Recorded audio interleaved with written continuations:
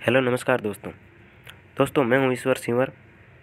कल मैंने एक वीडियो डाला था शाम की टाइम को, ये कि पटवारी में किस शिफ्ट में कितने बंदों को पास किया है, इसके बारे में ये वीडियो बनाया था मैंने और सटीक एनालिसिस भी किया था। वो आप वीडियो ज़रूर देखें। अभी भी वो वीडियो है वो आपको मिल जाएगा मेरे यूट्यूब चैनल पे, तो ज़रूर उस वीडियो पे विजिट जाके आप देख सकते हैं कि कैसे मैंने वो एनालिसिस किया था। उसमें मैंने पूरी प्रोसेस भी आपको बताई है और किस शिफ्ट में कितने बंदों को पास किया है वो भी मैंने पूरा का पूरा डिस्कस किया है उस वीडियो में। और सबसे पहले मैं आपको बता दूं, ये वीडियो मेरा बनाने का यही मकसद है कि जो बंदे ये चाहते हैं कि एक ग्रुप बने जिसमें हम हमारी राय रख सकें और आगे कुछ कर सकें, तो जो बंदे ये चाहते हैं कि एक ग्रुप बनाएं, तो सबसे पहले मैं आपको बता दूं, जिनकी शिफ्ट 3rd और 4th थी उनमें बहुत कम कैंडिडेट पास हुए हैं। और आरटीआई लगाने पर ये मतलब काफ़ी हम नज़दीक तक पता लगा सकते हैं कि कितने बंदे वास्तव में पास हुए थे। मैंने जो एनालिसिस किया उसके अनुसार जो 4th शिफ्ट है उसमें 1362 कैंडिडेट पास हुए हैं और 3rd में 2118 कैंडिडेट पास हुए हैं। तो मैं जो ग्रुप का लिंक है, वो टेलीग्राम ग्रुप का लिंक है, वो डिस्क्रिप्शन और कमेंट बॉक्स में पिन कर रहा हूँ। आप ज़रूर उस ग्रुप से जुड़ जाएं और इस चैनल को सब्सक्राइब ज़रूर करें, क्योंकि नेक्स्ट जो भी वीडियो लेकर आने वाला हूँ उसमें क्या प्रोसेस रहेगी आगे की हमारी, वो मैं पूरी आपके साथ डिस्कस करने वाला हूँ। तो सबसे पहले मैं बता दूं कि जो 4th शिफ्ट के जो ये बंदे 1362 है वो जनरल और ओबीसी के बंदे नहीं हैं। सबसे पहले मैं ये क्लियर कर देता हूँ, जनरल और ओबीसी के बंदे नहीं हैं। ये 1362 बंदे वही बंदे हैं जिनका सिलेक्शन जो टैलेंट बंदे थे, जो एससी से थे, जो कुल मिला के एसटी से थे, मतलब जो बाकी कैटेगरी के टैलेंट बंदे थे, जो कहीं ना कहीं जनरल में सिलेक्शन लेने वाले थे, उनका अपनी कैटेगरी से सिलेक्शन हुआ है। भाई जो बंदा बहुत ज़्यादा टैलेंट है उसका अगर आप मान सकते हो, अगर ऐसे रिजल्ट आता नॉर्मल, अगर अच्छा नॉर्मलाइजेशन होता और लगभग कैंडिडेट बराबर बराबर पास होते, तो वो बंदे हैं जो जनरल और ओबीसी से सिलेक्शन लेने वाले थे। वो बंदे जो एससी एसटी के थे वो जनरल से सिलेक्शन लेने वाले थे, वो अपनी कैटेगरी में कहीं ना कहीं पास होके इस लिस्ट में शामिल हुआ है। तो कुल मिला के 1362 में से मैं आपको ये कह सकता हूँ कि इसमें जनरल और ओबीसी के केवल और केवल 400 बंदे ही मिलेंगे आपको। 400 नहीं मिलेंगे, 300 बंदे मिलेंगे। 400 बहुत ज़्यादा हो गया, 300 बंदे जनरल और ओबीसी के मिलेंगे।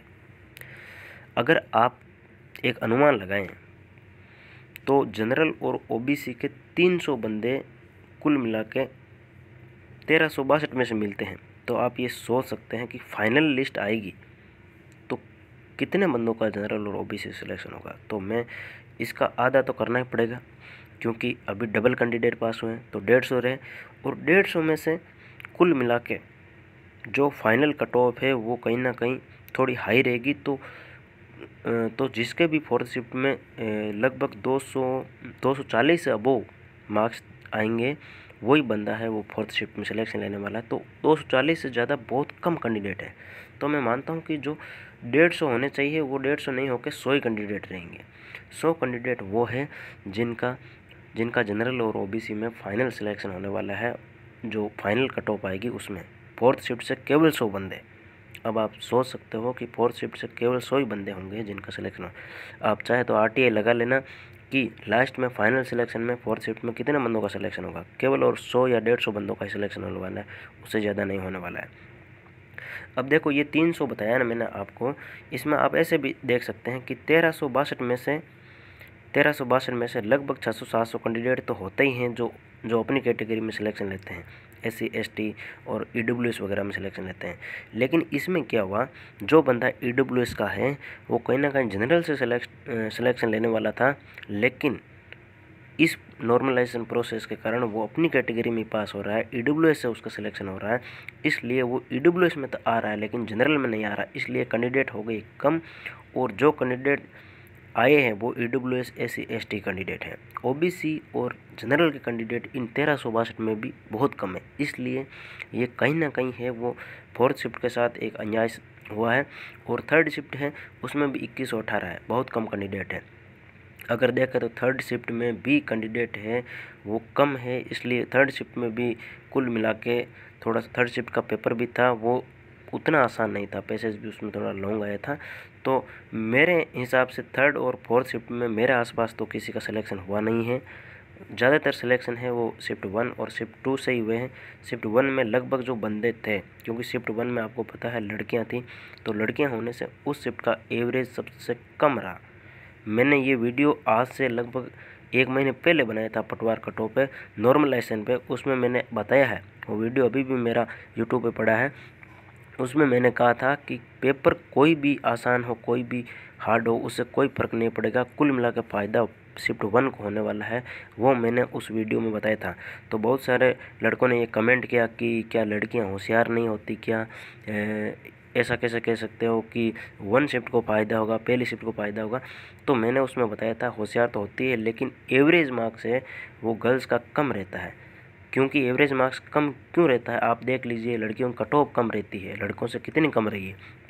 तो होशियार होती है तो कट ऑफ भी अगर उतने लड़कों के बराबर अगर टैलेंट होती है तो कट ऑफ कहीं ना कहीं आसपास जानी चाहिए ना। जैसे रीट में होता है, रीट में लड़कों की जो कट ऑफ है वो बराबर जाती है, क्योंकि उसमें क्या होती है, रीट में जो लड़कियां हैं वो लड़कों से ज़्यादा एग्ज़ाम देती है और लड़कियां ज़्यादातर रीट की तैयारी करती है, इसलिए उसमें लगभग कट ऑफ बराबर चली जाती है। तो पटवार में बहुत कम जाती है, इसलिए उस शिफ्ट को सबसे ज़्यादा फ़ायदा हुआ शिफ्ट 1 को और शिफ्ट 2 को, क्योंकि शिफ्ट 1 और 2 में लड़कियों ने एग्ज़ाम दिया था सबसे पहले ये बात। इसलिए ये नॉर्मलाइजेशन का जो सिस्टम है वो फेल हो गया।